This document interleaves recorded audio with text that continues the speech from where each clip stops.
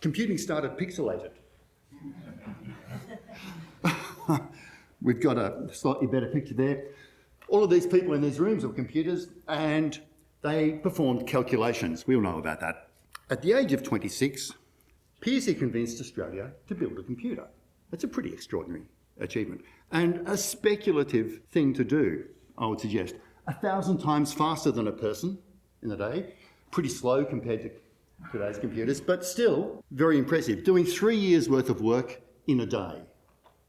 That'd be a great thing to do. And for a brief period, Australia led the world in digital media. At the end of the 40s, the beginning of the 50s, we have a little comparison of then and now. How? CSIRAC had no display. I think most of the people in the room would know that. But it had a speaker to signal program termination and for debugging.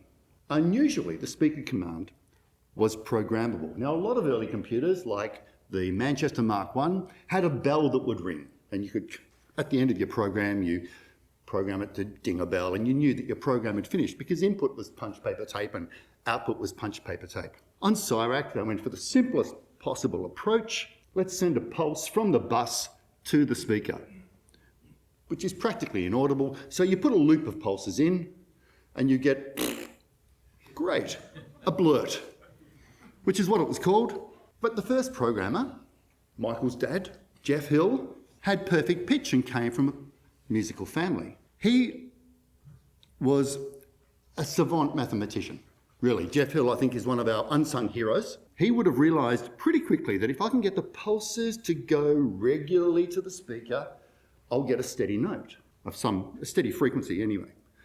And if I can time them just right, I can get musical pitches. But this would prove to be difficult. CSIRAC had mercury delay line memory. 2 metres of 5 or 6 feet or whatever it was, mercury in a tube. You put a 10 megahertz pulse in one end, gets to the other end, gets recirculated.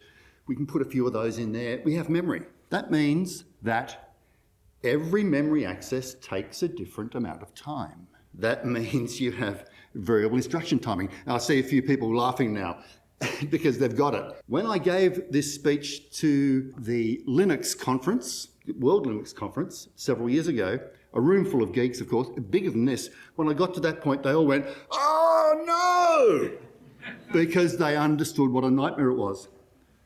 So we have variable instruction timing and variable memory access times. So getting these pulses to the speaker became an extreme programming challenge.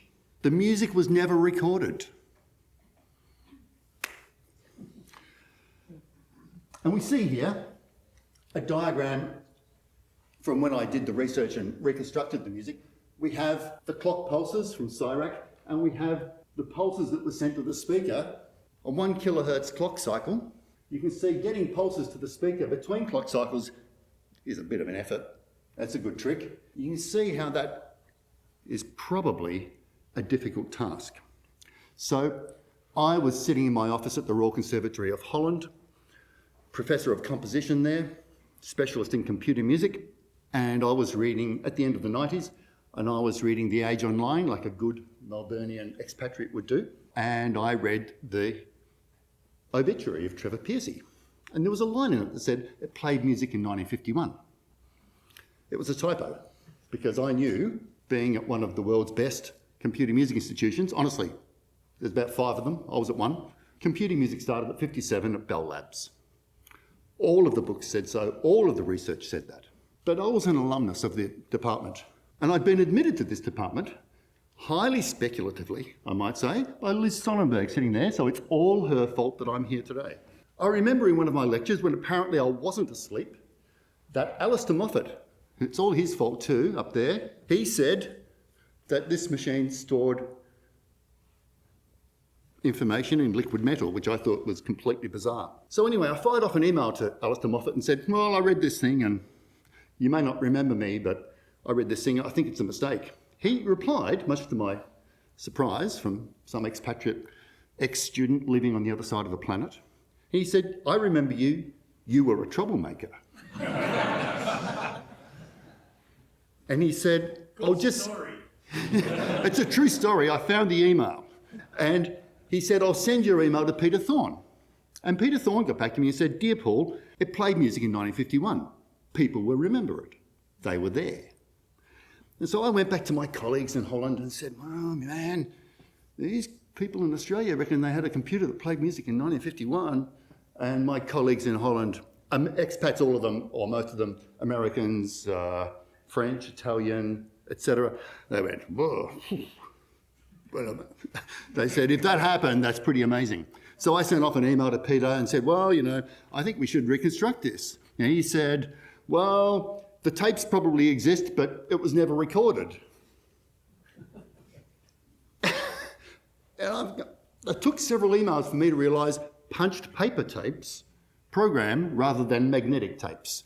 Okay. Anyway, went back and forth. Peter was highly sceptical. Anyway, we cooked up a program, or we cooked up a scheme, I would say. It should be called a project. Really, it was a caper, to reconstruct the music. The music was a highly speculative project. I couldn't have done it without some very, very fine people like George, sitting up the back, Ron Bowles, and John Spencer, who all helped me. I think I did one smart thing for the reconstruction project. I'd taken the money, I'd taken the $20,000 from the Australia Council, come back to Australia, and the University of Melbourne had very kindly given me an office and people to help with this. And I was pacing around my office thinking, I've taken the money, what am I going to do? And we'd found the punched paper tapes, sure enough. And I remember, I have a photo of the guys looking at it going, we don't know that we can do this. And I thought, and I was drawing things on a whiteboard, and I thought, I was drawing pulses and stuff, and it finally went, pulse timing, pulse shape. Let's separate the problem. And so we read the tapes by hand, some of them. John and I would read them by hand and compare our notes and type it in where we were wrong, where we differed, we'd check, etc. Till we had the program stored, we changed John's emulator to drop out timings of the pulses. And when we were going to do this, and I took this idea to the guys, Ron Bowles, I was sitting down, typing things up, and Ron Bowles said, yeah, I remember how all the timings of all the instructions on CSIRAC and how they change with the prevailing conditions in the machine. And I've gone, really? I think we better write that down, Ron. Which we did, luckily, or else this project could never have taken off. And so after we had the timing of the pulses, which pulses were in which position, we then reconstructed the shapes of the pulses, built hardware, digitized it, turned it into data structures, put the two together. Hey presto, we have the music reconstructed to within fractions of a percent of accuracy at the time. Let's have a quick listen. The musical scale and the famous one.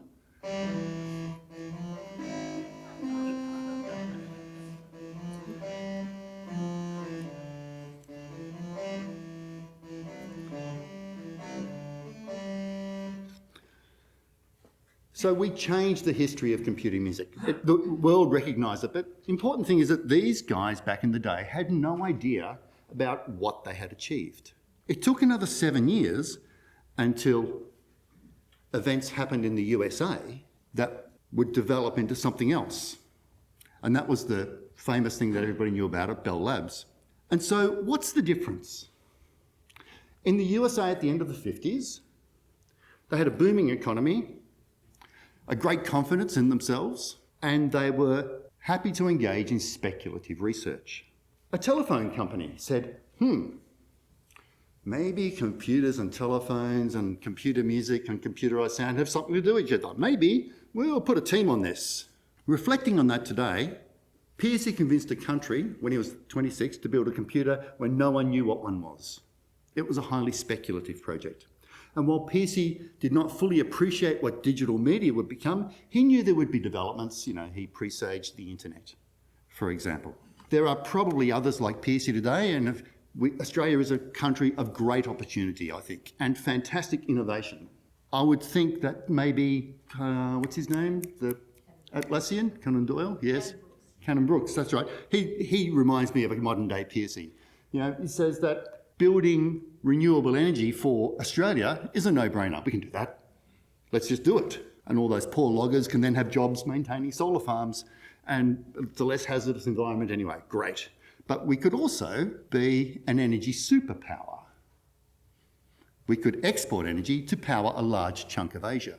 That's the kind of visionary thinking and speculative project that I think Pearcey was capable of, clearly, and that I think we're here to kind of celebrate today for the future. Pearcey had the sort of vision that we sorely need now, and Australia has many of these opportunities. So I'd like the legacy of Pearcey that I would take away to be a vision for a bright future, and it will embark on speculative ventures. Some of them won't go anywhere, that's okay, but it will be to the benefit of Australia and everyone. Thank you.